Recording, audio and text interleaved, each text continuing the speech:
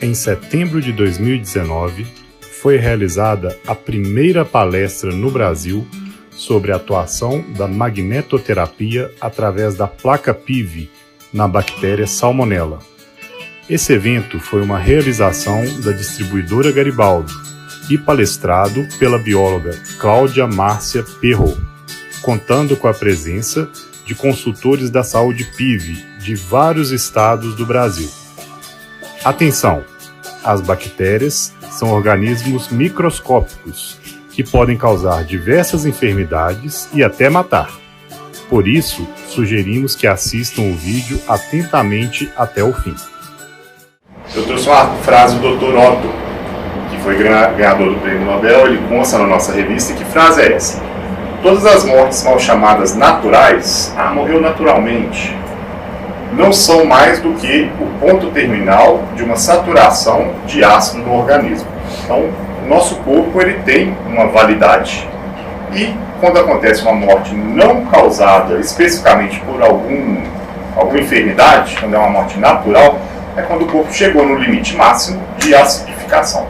Então a gente tem que alertar e preocupar com essa questão da acidificação do corpo. Vamos falar de bactéria, vírus e bactérias. Eu fiz uma pesquisa muito simples para entender primeiro o que é uma bactéria. Se a gente vai falar dela, a gente tem que saber o que é. É um domínio de micro-organismos unicelulares, procariontes. O que é procariontes? Sem núcleo. As bactérias são geralmente microscópicas, não podemos ver a olho nu, ou submicroscópicas. Então, o que me chamou a atenção?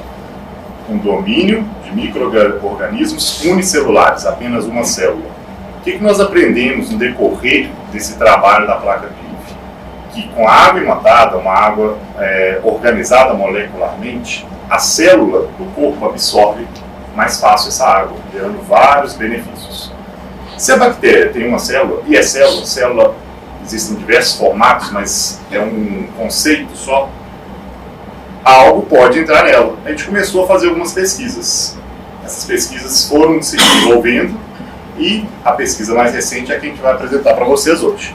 Agora vou apresentar para vocês a Cláudia Perro, que é bióloga, especialista em microbiologia, perícia, auditoria e educação ambiental. É uma parceira nossa há mais de um ano e que vai explicar o último teste que a gente fez, que foi especificamente sobre a bactéria Salmonella.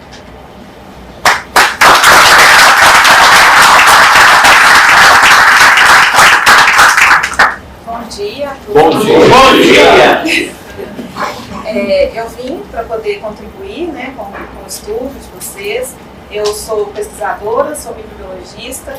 A parte da placa mesmo não é do meu conhecimento. Então, o que eu estou aqui para poder passar para vocês é especificamente sobre bactéria. Né? Minha formação é toda na área ambiental, então eu tive a formação inicial na área de saúde, então trabalhei sempre com microbiologia na parte de transmissão de doenças. Depois eu saí disso e fui para a parte ambiental, que agora eu pesquiso as bactérias que transmitem doenças em água.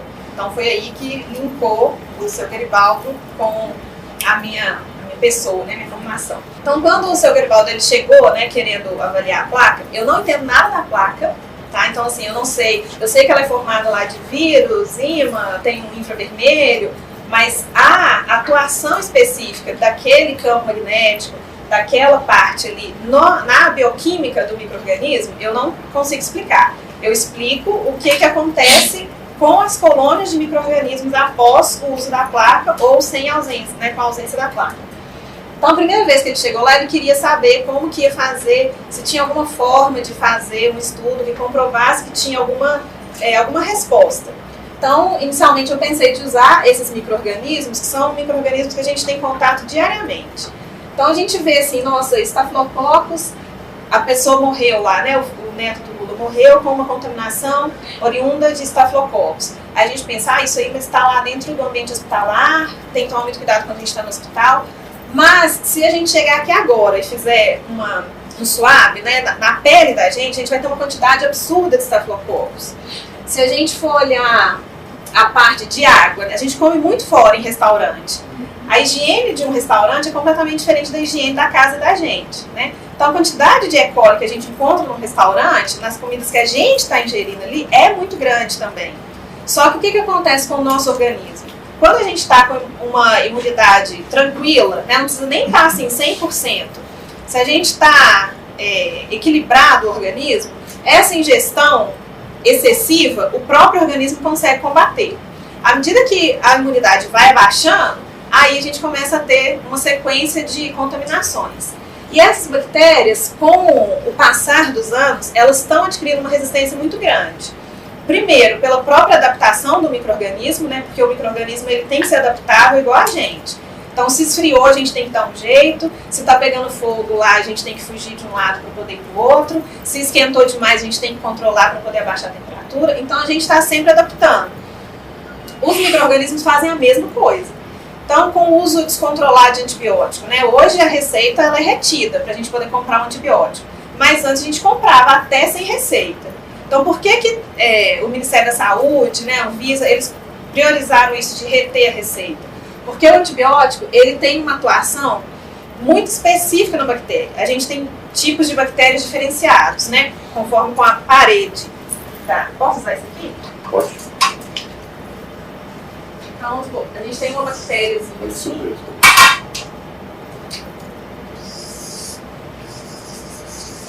Tem outra que é assim. Então, a gente tem bactérias que têm uma parede muito fina, tem bactérias que têm uma parede muito grossa.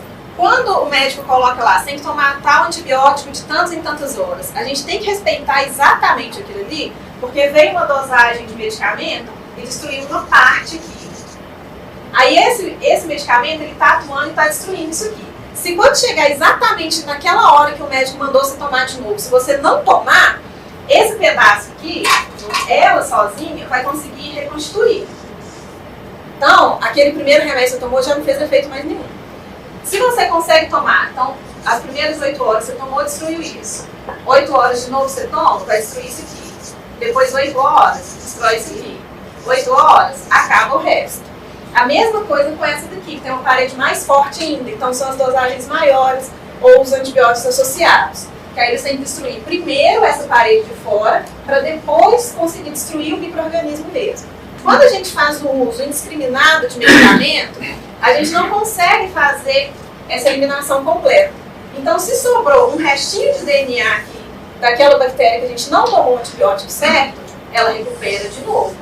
Ela não recuperou mesmo com a ação do medicamento, então ela vem muito mais forte do que ela era antes.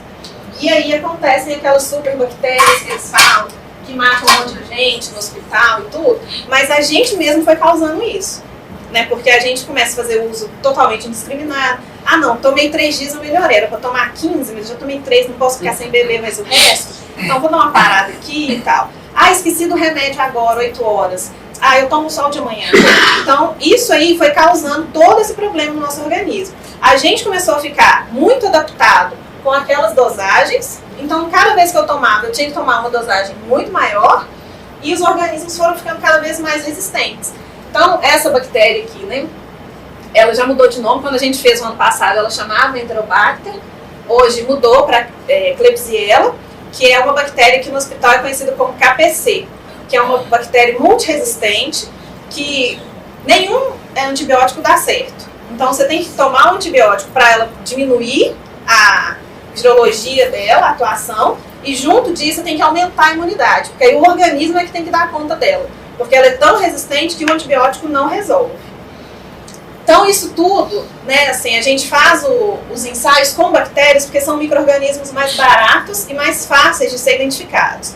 Então, no Fantástico, às vezes aparecem assim, no final do ano. Vamos fazer as análises de comida que vende na praia. Então, encontrou lá, não sei quantos E. coli, não sei quantos coliformes, não sei o quê. Porque essas bactérias, elas são indicadores de outros micro-organismos. Para a gente fazer uma detecção de um vírus de hepatite, é muito caro você pegar lá um sanduíche natural e ver se ele tem um vírus de hepatite ali. Então, a gente pega aquele alimento e faz uma detecção com E. coli, faz uma detecção de enterococcus, porque como são micro-organismos de origem fecal, se tiver deles, a chance de ter outros micro-organismos mais difíceis de ser detectados, mas são da mesma origem, é muito grande. Então, a gente detecta E. coli, porque E. coli é de origem fecal, então junto pode vir um monte de outras coisas. Pode ter um monte de vírus, pode ter um monte de protozoário e tudo. Então foi bem interessante esse processo, né? Até mesmo pela ideologia da empresa de preocupar com isso, né? Porque podia só ter uma outra visão, né? Vamos vender a placa para melhorar a imunidade e tudo. Então a gente vê que tem um outro interesse também, né? E é muito bom isso, independente se é pela placa, se é um outro produto que está sendo vendido, porque a gente está se destruindo. Então, o gênero Salmonella, ela é uma família da Enterobacteria, né? Enterobactérias são todas as bactérias que elas vão colonizar a parte gastrointestinal da gente. Então, estômago e intestino, elas sempre vão atuar nessa área. Elas vão estar no trato de intestino humano, animais domésticos e selvagens, e muito comum em aves. Então, toda vez que a gente vê falar de Salmonella, a gente sempre está associado à carne de frango ou aos ovos. Então aqui em carne vermelha, a salmonela ela tem esse formato, né, um bastonete, cada fiozinho desse aqui é uma fimbre, que é onde que ele vai usar para agarrar na parede do intestino, para poder fazer a colonização. A patogenia, né, como então, por que ela é importante de ser estudada? Então ela pode causar duas doenças de acordo com o sorotipo. Salmonela, a gente está falando do gênero, né? Porque a gente tem várias espécies de salmonela. Aqui a gente está falando do gênero como um todo. A que eu usei na pesquisa aqui foi uma salmonela que a gente chama de tifimúrio, que é né, causadora aqui da infecção alimentar do tipo não tifoide. Então são essas doenças que a gente come maionese ali no restaurante, aí passa 7 dias vomitando loucamente. Então a gente tem essas. Outro tipo de sorologia são as que têm febre tifoide, que aí a gente tem uma doença extremamente grave que pode levar a pessoa a óbito mesmo assim em 24 horas. Os sintomas de salmonelose não tifoide, que é essa doença de transtorno alimentar, elas são bem desagradáveis. É só que ela não tem a questão de levar a óbito. Então a pessoa vai ter um desconforto estomacal muito grande, vai ter dor de estômago, vai ter uma diarreia, pode fazer vômito e tudo. Mas se a imunidade da pessoa estiver tranquila, junto com o tratamento, né, clínico, o próprio organismo ele já consegue recuperar aquilo ali. A febre tifoide, ela é mais grave e ela tem uma taxa de natalidade de 90%. Mortalidade. De mortalidade de 90%. Então, cada vez que a pessoa contamina com aquilo ali, a sobrevida é bem baixa mesmo. A transmissão, a mais comum é por ingestão de água e alimento contaminado. Então, quando eu falei, quando a gente elimina, né, o foco, fazendo uma higienização boa da mão, a gente já elimina bastante isso aqui. Porque tudo que a gente vai fazer, a gente coloca a mão. Então, se eu vou pegar nesse frango aqui, se eu não higienizar isso aqui direito, eu já pego um copo d'água, eu já uso a mesma faca que eu cortei ele para poder cortar um tomate lá depois. Então, a gente vai transmitindo essa doença, a gente mesmo ali. E o fato da gente estar com a mão contaminada, o resto todo que a gente pegou, a gente contaminou. Porque o micro-organismo, que nem ele explicou, né, o Sérgio falou no início, ele é invisível. E a gente tem uma quantidade absurda, porque o micro-organismo ele cresce, não é um que gera outro, que gera mais um, que gera outro, né? A gente fala que é um crescimento exponencial, então ele cresce em logaritmo. Então a gente tem um hoje, amanhã a gente tem 1 milhão. Depois de manhã tem 10 e assim vai. Então o crescimento é absurdo. Por isso que quando eu falei aqui do antibiótico, eu dei o exemplo de uma bactériazinha só, né? Só que a gente pensar que cada uma dessa aqui replica em log, se essa uma aqui que ficou resistente, ela for replicar, amanhã você já tem 100 mil extremamente resistentes àquela dosagem ali. Aí todas elas vão replicar de novo, a gente vai ter mais 1 milhão totalmente resistentes. E aí a gente vai só aumentando uma quantidade absurda. Aqui eu coloquei um desenho de como que ela atua, né, no organismo. Então aqui a pessoa fez a ingestão ali de água ou alimento contaminado, ela vai passar pelo esôfago, ela vai passar pelo estômago. Então quando a gente fala que é uma bactéria que ela tem uma resistência maior, porque ela fica no organismo da gente de 5 a 7 dias só incubada. Porque ela vai ter que passar por isso aqui, ela passa pelo estômago e ela não morre, porque a gente tem um suco gástrico com pH muito ácido. Então, teoricamente, um pH 2 ela morreria, né? É um micro-organismo sensível. Mas ela resiste a essa parte do estômago, Aí quando termina o processo de digestão da gente, que demora de 24 a 48 horas, aí ela sai do estômago e ela vai então colonizar o intestino delgado. Aí aqui é a parede do intestino delgado. Todas as células, tá vendo que ela tem essas fimbrazinhas aqui, é onde vai fazer a absorção dos nutrientes que são digeridos aqui nessa parte. Ela vai entrar por dentro dessas células e aí ela vai cair dentro ali da parte onde ficam os nutrientes do organismo. E ela vai colonizar pelo lado de dentro. Então aqui é a parede do lado de fora, né, que está em contato aqui com a cavidade abdominal e tudo. E aqui é a parede do lado de dentro, aonde o resto da digestão vai acontecer. Ela coloniza essa parte aqui, ó. Então ela vai grudando, lembra lá do desenhozinho, aquelas fibras? Então ela agarra aqui nessa parede e aí então ela começa a colonizar. Aí ela causa pequenas fissuras nessa parte aqui, de onde pode vir sangramento, hemorragia, um desconforto extremamente grande. E como o organismo para de fazer a absorção aqui, que ela está colonizando, aí vem o processo de diarreia. Aí a pessoa tem diarreia. Porque aí para de absorver. Aqui acontece uma grande parte de absorção de água e o resto de proteína e tudo. Então a pessoa tem diarreia líquida, porque parou de absorver água, parou de absorver proteína e tudo vai saindo. Essas células amarelas aqui, elas são células de defesa, são leucócitos. Então elas começam a vir para cá, grudar aqui na parede, tá vendo que tá cheio de verdinho aqui dentro? Porque ela começa a absorver essas bactérias. Quando o organismo está resistente, vem uma quantidade grande, tem desconforto, porque não tem jeito mesmo, vai passar uns dias ali, né, sentindo essa irritação, esse desconforto, mas aí o próprio organismo consegue absorver. Quando essas células captam, né, essas salmonelas, elas vão morrer aqui dentro, essa célula também morre da gente, e aí ela sai junto na fórmula lá com as fezes. Isso é um organismo normal, né? Um organismo que está fora do equilíbrio, que está com baixa resistência, aí precisa de ter medicamento, porque o medicamento vai impermeabilizar essa parede aqui, ó, que não vai deixar isso agarrar, né, essas bactérias agarrarem ali, vai fazer essa ação dos antibióticos que vão eliminando esses DNAs daqui dessa bactéria e aí sai também tudo na forma de fezes. A salmonelose não tifoide, né, que é a que a gente está trabalhando, que é uma doença típica de doenças de transtorno alimentar, que a maior parte dela, ela vem a partir da ingestão de alimento.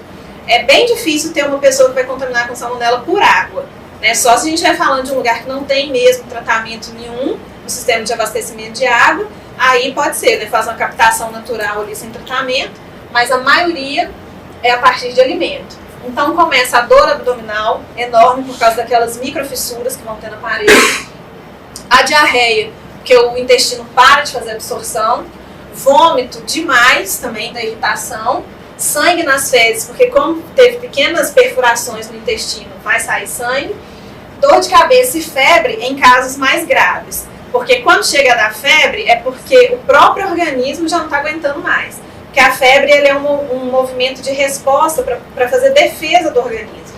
Então nossa temperatura normal é 36, né? Então 36, 36,5. A febre boa, ela pode chegar até 37,5. Então, se a gente tiver até 37,5 de febre, a gente não toma remédio, a gente segura e vai. Porque a febre, ela é a resposta do organismo combatendo aquilo ali. Se a nossa temperatura é 36, 36,5, todos os organismos, né, os micro-organismos que vão colonizar a gente, eles também sobrevivem nessa temperatura, de 36, 36,5.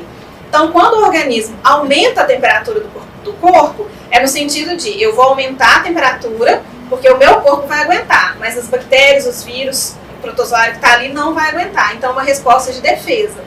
A febre, o início da febre ela é boa, porque ela está tentando combater também. Passando disso, aí já não tem jeito, aí tem que entrar com medicamento mesmo, porque aí passa para o estágio que vai começar a desnaturar as nossas proteínas. Aí vem o processo de convulsão e tudo. Esses dois casos aqui é quando a infecção já está muito grande e aí tem um processo grande de estado febril. A legislação, então, né? Por que a gente preocupa tanto com a salmonela? Isso é uma preocupação só da gente para não ter desconforto ou tem fiscalização? Então, o MAPA, que é o Ministério da Agricultura e Abastecimento, né, ele faz o controle todo dessa legislação em questão de alimentos. Aí ele faz o controle do alimento desde a matéria-prima até o produto final lá no consumidor, considerando todo o ciclo de vida de prateleira daquele produto. Então, se a gente vai comprar um pão, ele olhou lá desde a farinha, que usou para fazer o pão, até o pão pronto e quanto tempo que esse pão vai durar na prateleira. Quando a gente vê ali a validade, é que ele teve um estudo, né, de ciclo de vida do produto para saber quanto tempo ele aguenta sem ser colonizado por fungo ou bactéria. Porque isso está no ar. Aqui está cheio de bactéria, está cheio de fungo. E a gente não come comida esterilizada, né? A gente come num processo muito bem feito de produção dos alimentos, só que não tem nada estéril. As coisas estão limpas, mas não são estéreis. Então o pão, quando ele foi ensacado, aquele ar que está ali está cheio de bactéria, está cheio de fungo, está cheio de coisa. Então quanto tempo aquilo ali suporta na prateleira sem contaminar sozinho, sem degradar? Então o MAPA ele faz todo esse controle. Então ele tem um guia de normas técnicas que vai fazer o controle e certificação de núcleos e estabelecimentos avícolas, como livres de espécies de salmonelas citadas, né, que são esses grupos todos que eu falei que existem de salmonelas, instaurado em 2003. Então ele faz todas as espécies de salmonela com as suas sorologias. E aí o estabelecimento ele tem que comprovar que tudo ali está livre de contaminação por salmonela. Então se a gente tem uma granja, ele vai ter que fazer as análises das carnes, vai ter que fazer a análise do ovo, vai ter que fazer a análise daquela cama de frango que fica embaixo, e tudo isso tem que estar isento de salmonela. Não tem uma permissão de tipo, pode ter 4 por grama. É ausente. Se tiver 1 em 1 tonelada, já está fora e perde o credenciamento do MAPA. Outro guia que eles têm são normas para controle e monitoramento de qualquer espécie de salmonela nos estabelecimentos avícolas comerciais, né? Então a PIF-PAF, que vai revender aqueles frangos, nuggets, tudo que for à base de ave, peru de corte, e nos estabelecimentos de abate de frango também. Então tem a granja que vai produzir, tem a outra parte que vai fazer o abate, tem o outro que vai fracionar para poder congelar, embalar e revender. Então todos esses têm todos esses controles. Um controle mais criterioso ainda é quem faz a reprodução desses organismos. Então no aviário, lá em determinada granja, ele vai ter a parte da granja que vai ser comercial e a parte da granja que é para fazer a reprodução das matrizes. Essa reprodução das matrizes, ela é extremamente controlada. Porque se você pega uma matriz que está contaminada e faz dela um lote de reprodução, então você tem um lote extremamente tóxico aí e ele vai passando isso para frente. Então aquele controle inicial ali, né, que são as matrizes, tanto para a produção dos ovos, quanto para gerar os filhotinhos lá, né, os pintinhos que vai virar os frangos depois, eles têm um controle mais acirrado ainda. Porque ali é que vai ser a base do todo. Então você tem uma base boa, livre de toda a contaminação, o seu resto você consegue garantir também. Essa parte de legislação é quando a gente já está no dia a dia, né? Então você tem as normas todas, que aí você tem que fazer teste de tudo quanto é tipo. Você tem que fazer o teste no sangue, você tem que fazer teste na carne, tem que fazer todo o processo, na ração, em tudo que entra lá. Aqui a gente já está na parte do dia a dia, os controles diários, que é o controle de qualidade do processo. Então tem que fazer as condições sanitárias dos lotes para abate de galinha e peru. Então chegou um lote para poder abater, eles vão olhar como que estava aquela condição ali antes. Não é só o bicho, né? Não é só a galinha ali que eles vão avaliar se ela está em condição não, mas o todo, como que é? É uma área que está azulejada? É uma área que tem ralo aberto? Como que é o escoamento daquilo ali? Para onde que vai o efluente? Para onde que vai aquele sangue todo que saiu? Então eles fazem todo esse controle, que é o monitoramento e controle do estabelecimento. Gestão de risco protocolado no MAPA. Então, antes de fazer o processo todo, ele tem que gerir os riscos, mesmo que aqueles riscos não venham a acontecer. Então, se eu tiver uma contaminação na água que está abastecendo ali, o que eu vou fazer para poder escapar daquilo? Se eu tenho um problema de vacina, a vacina atrasou, eu importo, eu tenho que vacinar dia tal. se dia tal a vacina não chegar aqui, o que eu tenho que fazer? Qual que é a minha forma de escapar daquilo ali? Então, todos os riscos possíveis de acontecer no processo, o estabelecimento ele já tem que ter descrito os possíveis riscos, as possíveis formas de sair do risco e tem que estar protocolado junto ao mapa. Porque se tiver qualquer desvio e a empresa não conseguir, o mapa corta também. Então, é um órgão extremamente criterioso, muito mais criterioso do que a Anvisa. Muito alimento que a gente consome, tudo, eles têm a liberação da Anvisa, né, e alguns não têm do mapa. Mas se você vê ração de cachorro, ração de cavalo, todas têm um critério muito grande do mapa.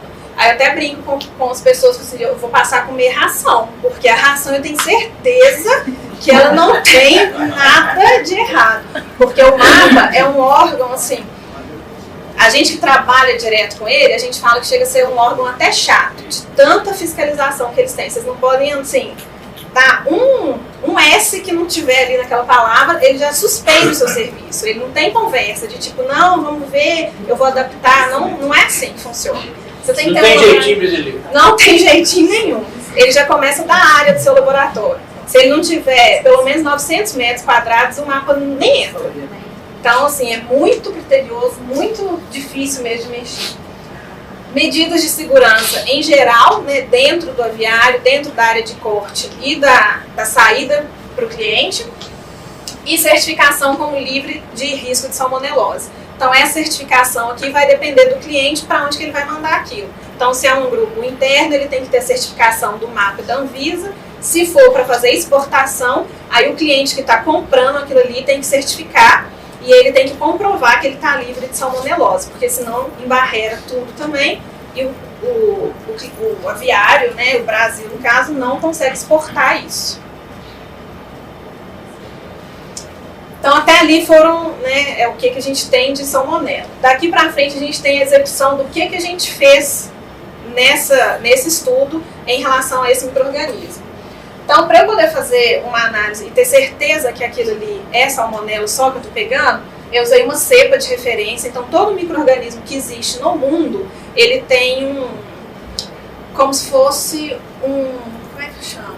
Um museu, né, posso dizer assim. Todas as bactérias, elas têm um registro na Europa, que a gente chama de ATCC. Então, tem na Europa e tem nos Estados Unidos também. Todas as bactérias, elas têm a matriz lá. Então, se eu preciso de uma salmonela pura, eu tenho que comprar diretamente de lá. A gente importa e ela vai chegar aqui, eu tenho certeza que ela vai estar confirmada bioquimicamente, o DNA vai vir tudo registrado. Ela vem com um certificado, como se fosse um certificado de nascimento. Vem falando lá quando que foi produzida, quanto que vai, quantos micro-organismos tem ali, qual que é a espécie e tudo. Então, a gente pegou esse micro-organismo e aí eu fiz suspensões a partir desse micro-organismo. Então, porque ele vem exatamente como está aqui, ó, esse palitinho aqui, e aí desse palitinho a gente tira todas as bactérias que eu tenho aqui e vou fazer uma suspensão. Então, eu fiz 6 litros de suspensão de salmonela. Então, eu fiz 6 litros, a suspensão ela foi dividida em 2 cubas, né? Então, a gente tinha 2 bacias de igual tamanho, material, espessura, a parte de... as duas eram de plásticos, então a luz que ia passar, a quantidade de calor que ia absorver eram idênticas. Em cada uma ficaram 3 litros de suspensão inicial. Essa suspensão, eu fiz uma contagem dela antes. Então, depois que eu fiz o líquido, eu fiz todo o ensaio para eu conseguir contar e ver quantas salmonelas eu teria por ml de amostra. E para fazer esse tipo de ensaio, a gente só pode usar quando a suspensão tiver entre 30 e 300 bactérias por ml. Então, eu fiz toda essa parte, aí também demorou muito, porque eu tive que acertar qual que era a suspensão, qual que era a diluição que eu tinha que fazer até chegar nesse valor de 30 e 300. Porque eu fazia, dava 1 milhão, aí eu diluía mais, aí caía para 70 mil, aí eu fazia, caía para 20, eu tinha que começar tudo de novo. Então, demorou também para chegar nisso. A gente incubou essas cubas em 24 horas, numa temperatura de 35 graus, porque o micro-organismo, mesmo ele sendo puro, ele tem que desestressar. Então, a bactéria ela vem estressada também do ambiente, né? Não é só a gente que estressa, elas também estressam muito. E aí a gente tem que pegar esse micro-organismo, colocar ele numa condição ótima para ele conseguir desestressar e o metabolismo dele voltar à atividade normal. Então essa incubação de 24 horas aqui não foi para fazer teste nem nada, foi para deixar o micro-organismo confortável, para a gente fornecer o nutriente e então ele começar a crescer para eu ver como seria a resposta. Os equipamentos que a gente usa, né, são todos homogêneos, certificados da Rede Brasileira de Calibração, porque o laboratório ele é acreditado ISO 17025 pelo Inmetro. Então todo o ensaio que a gente faz dentro de um controle de qualidade altamente criterioso, porque a gente passa direto por auditorias, tudo documentado, registrado, e o processo todo é rastreável. Então, se a gente pegar o certificado que a gente emitiu para ele e voltar tudo, a gente consegue ver todo o processo que a gente fez. Qual água que eu usei, qual foi o lote daquela água, qual foi a pipeta que eu usei, quanto que eu usei de cada coisa, o meio de cultura, que dia que ele foi feito, qual que é o lote do produtor, qual que foi a validade. Então, a gente tem todo esse rastreio. Então, a execução dos testes, né? A foto ficou ruim porque a minha bancada ela é clara e eu estava usando uma cuba clara também. Cada pontinho desse daqui, ó, é de onde eu tirei a cepa, né, o micro-organismo. Então, esses é uma forma de congelamento que a gente faz, que usa essas pérolas. Quando a gente coloca o micro-organismo ali, é uma solução de glicerol com essas pérolas, e aí a bactéria ela gruda nessas bolinhas aqui. Então, eu peguei essas pérolas, fiz a suspensão, aqui a gente tem a cuba sem a placa, e aqui a gente tem a cuba com a placa. Foi a mesma quantidade que a gente colocou, as suspensões estavam na mesma concentração de micro-organismos.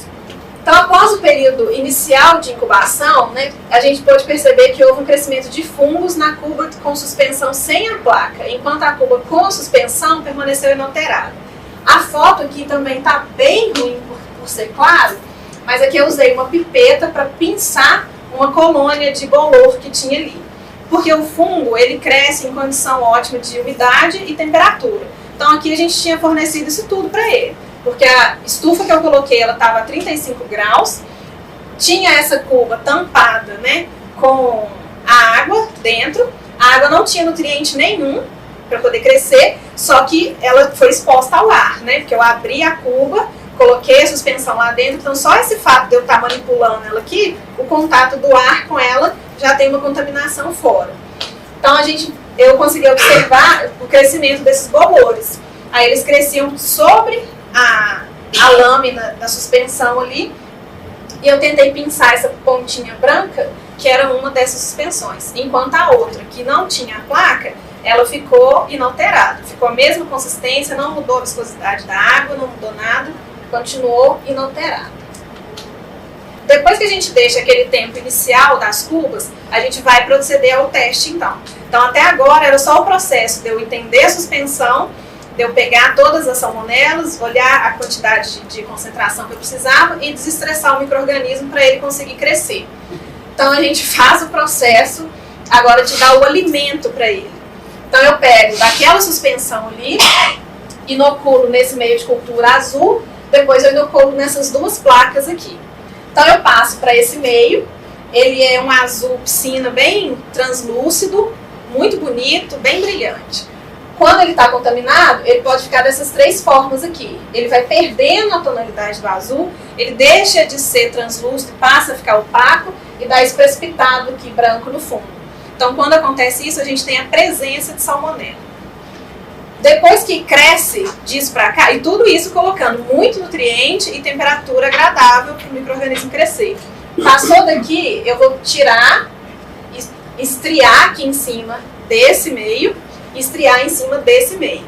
Esse aqui é o ensaio normal que o Ministério da Agricultura pede para um laboratório. Porque, como eu falei com vocês, a salmonela ela tem que ser ausente. Então, se algum desse processo aqui deu presença, se eu conseguir confirmar, que a gente faz o teste inicial, depois confirma nos dois e ainda faz uma prova bioquímica para saber se é mesmo. Então, se deu em algum processo, já está eliminado, porque tem que ser ausência, então não passa. O da placa, eles queriam saber quanto era a redução. Então, eu não podia só saber se crescia ou não, eu tinha que saber quanto que crescia. Então, depois que passou desse processo, eu tive que contar quantas colônias tiveram ali. Então, são esses resultados aqui. Então, sem a exposição da placa PIV, as fotos estão ruins mesmo, mas façam um esforço para tentar enxergar. Então, sem a exposição da placa e com a exposição da placa. Olhando assim, a gente enxerga mais colônia aqui, né? Então a gente vai falar assim, mas com a placa cresceu muito mais. É só que aqui cresceu tanto que a gente não consegue enxergar. Ela tomou conta do meio aqui. Então ela cresceu de um jeito que eu não consigo ver mais pontinhos. Aqui eu consigo ver pontinhos, ó, que eu consigo contar. Aqui eu não consigo ver isso. A gente fala que deu crescimento confluente. Então deu uma quantidade tão grande que não dá para eu contar aqui. A gente tem várias regras de contagem.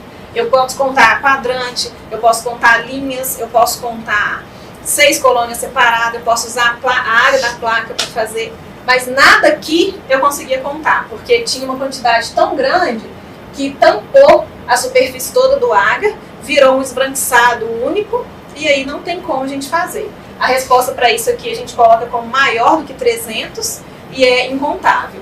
Então, 300 assim, mil?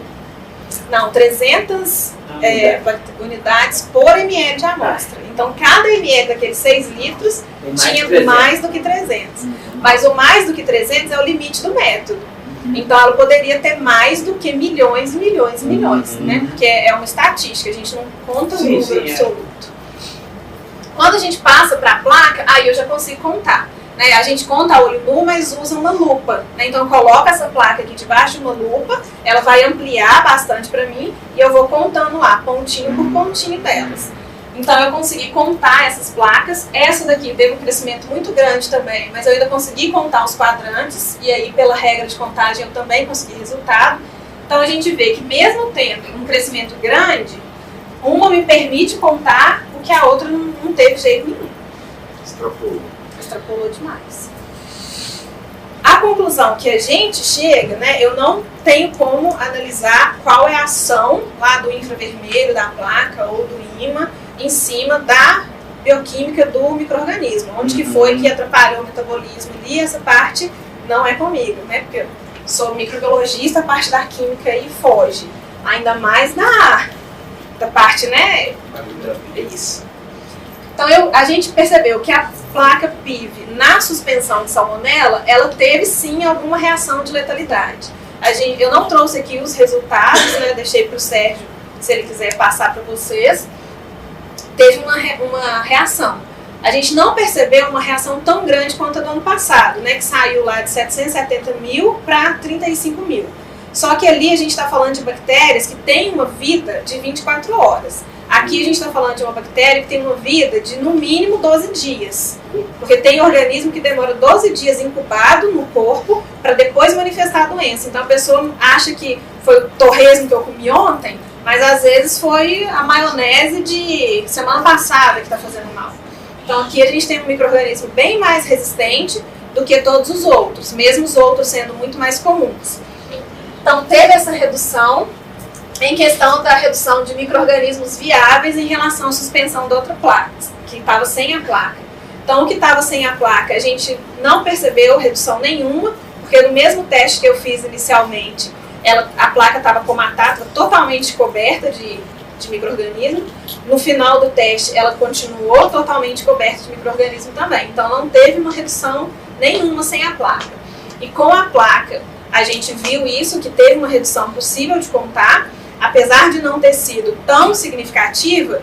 Quando a gente vê que qualquer redução de micro-organismo faz muito sentido, sim.